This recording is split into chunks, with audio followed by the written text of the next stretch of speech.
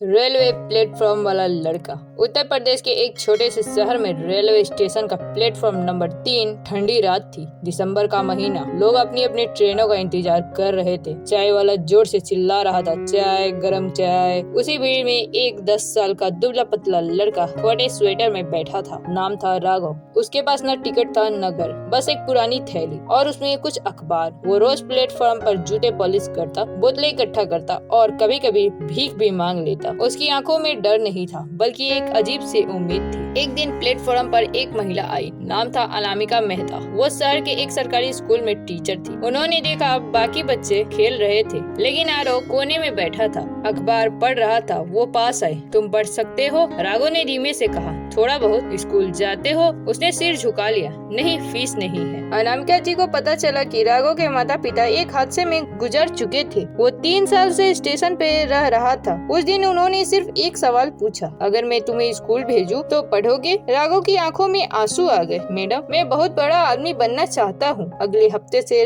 Raghav school जाने लगा। शुरुआत में बच्चे उसका मजाक उड़ाते थे, अरे ये तो प्लेटफॉर्म वाला है। वो चुप रहता, लेकिन पढ़ाई में वो सबको पीछे छोड़ देता। रात को स्टेशन पर ही पढ़ता। स्ट्रीट लाइट के नीचे बैठकर कई बार भूखा सो जाता। कई बार लोगों ने भगा दिया, लेकिन उसने हार नहीं मानी। जब राघव 15 साल का था, अनामिका मैडम का ट्रांसफर हो गया। उसके लिए वो माँ जैसी थी। जाते समय उन्होंने कहा, राघव याद रखना, हालात तुम्हें परिभाषित नहीं करते, तुम्हें तुम्हारी मेहनत करती है। राघव ने उस दिन कसम खाई, एक दिन मैं ऐसा कुछ करूँगा कि लोग प्लेटफॉर्म वाला नहीं, मेरा नाम याद रखेंगे। 12वीं में उसने टॉप किया। लोग हैरान थे। उसने तय किया वो सिविल सर्विस की तैयारी करेगा, लेकिन पैसे, कोचिंग, रहने की जगह। वो दिन में लाइब्रेरी में पढ़ता, रात में होटल में बर्तन धोता। कई बार फेल हुआ। पहला अटेम्प्ट फेल, दूसरा अटेम्प्ट इंटरव्यू तक पहुंचा, फिर रह गया। लोगों ने कहा तुमसे नहीं होगा, लेकिन उसे याद था प्लेटफॉर्म नंबर 3 और अनामिका मैडम की बात। तीसरे अटेम्प्ट का रिजल्ट आया। उसका दिल जोर से धड़क रहा था। रोल नंबर खोजते खोजते अचानक उसकी नजर अपने नाम पर रुकी, राघव मिश्रा,